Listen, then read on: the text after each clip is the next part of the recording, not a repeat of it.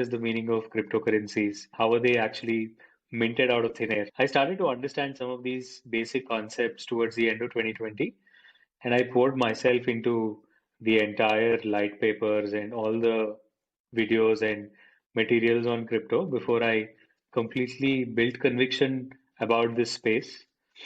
And like after I built conviction in crypto, then it was about, hey, what do I start in crypto?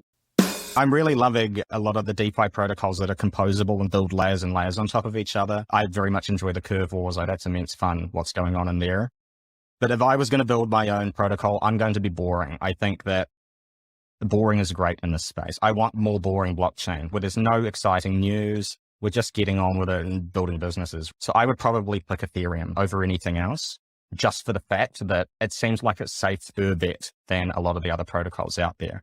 Finding all the different ways that people can earn money online and put it in our app. And so let's just continue building off of it. So we started with videos, and then we added like micro tasks where you can do like surveys, you can check out different products and services and earn that way. And then we added the shopping feature in like 2020. And then eventually like 3 years down the line, actually within the next few months, we're launching a debit card as well too, which are better rewards than traditional cards. And then in a few years down, we'll launch like an Upwork, Fiverr, like a freelance marketplace on top of it as well.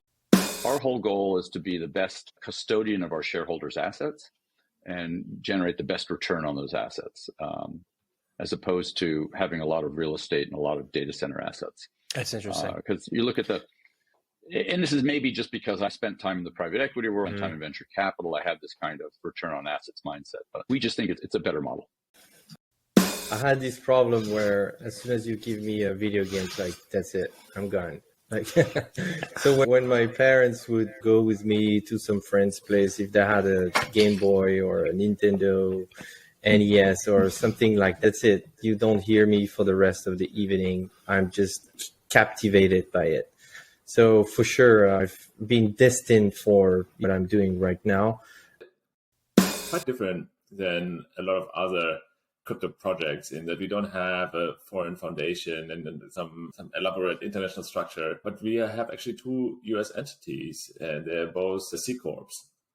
And so it's a Delaware C Corp, right? XY Labs owns the XYO Foundation, and XY Labs was an LLC in 2012 till 2016.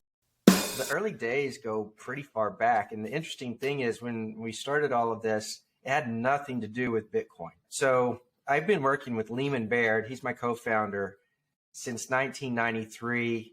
We met as young officers in the U.S. Air Force doing research on machine learning, basic research in machine learning way back then, working for the senior executive in the Air Force. I think if you look at blockchain as essentially, if you look at DeFi, the principal model of DeFi is ultimately people borrowing US dollars in some form. That's a pretty great use case, but we can do a lot more. But we need data in order for there to be action. Flare has 2 core protocols. The first is essentially a native oracle for probabilistic data. That sounds complex, but think of it as prices, stuff that moves over time. And then it has a native protocol, and we really think it's the most robust possible way to do it currently for deterministic data.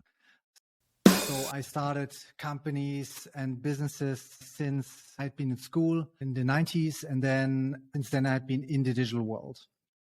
And I started several companies and then switched over to become a business angel. So I exited the company, started to invest in tech companies. And then 2013, I met my friend and co-investor, Adam Draper in Silicon Valley. The longevity or the mission or like what Flexa will start to look like. Even from that perspective, we're already been doing this for more than 4 years, and we feel like we're almost still just getting started because of how long-term the initiative we have and what this will start to look like in the future. And then also, you mentioned the point of sale and some of the other prepaid experience and other things that me and the founders have done. Flexa really is a manifestation of all of that, of learning about things now over the course of more than 10 years of how does this work?